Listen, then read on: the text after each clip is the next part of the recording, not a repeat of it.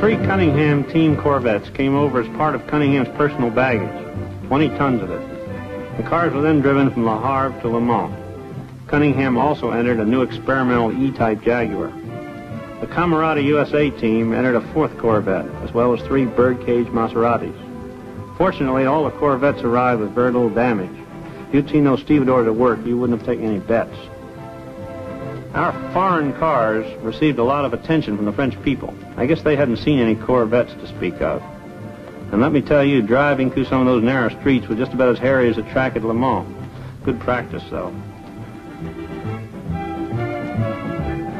At Papa Dion's garage in Le Mans, our mechanics worked over the cars, adjusted them, made last-minute changes. A couple of days before the race, the teams take practice runs on the track. On race day, there'll be over 200,000 people in those stands. Some Porsches are awaiting their turn. That's a fast back-end MG, built especially for the race. Did real fine, too.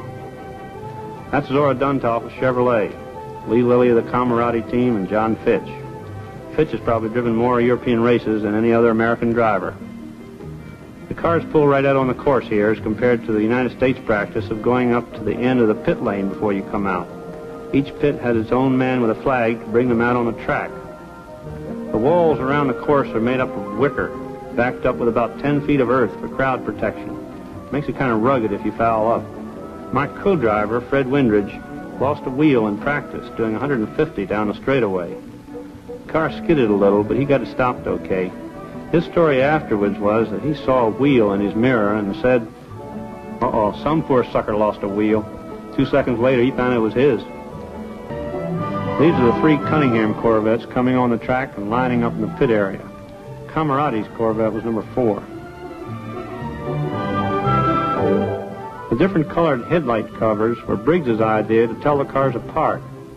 You couldn't read the numbers, but you could spot the colors at quite a distance. It worked out real well. The Corvettes were our main attraction during the whole race week. Sports car enthusiasts from all over the world gave them a real going over, especially the engine. As I mentioned before, not many people gave them much of a chance in the race.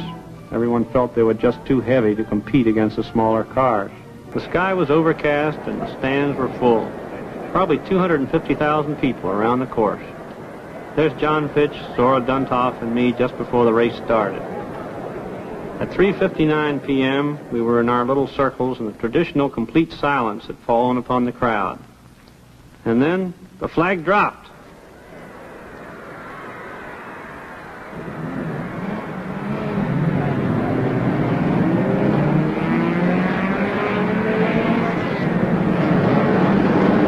The Corvettes break down from 150 to 25. Quite a test of brakes.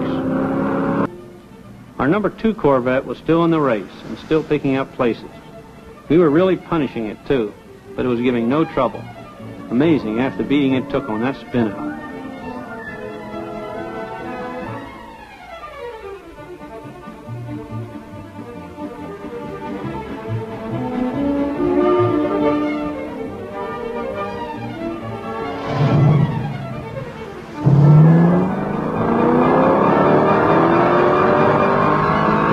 After the last car was over, about 30,000 people just swarmed over the whole pit area. It took about a half an hour to get the cars back. We just couldn't move them, a real sea of people.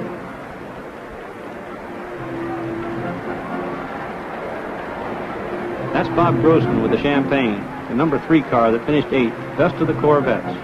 John Fitch and Grossman drove it. Wonderful performance.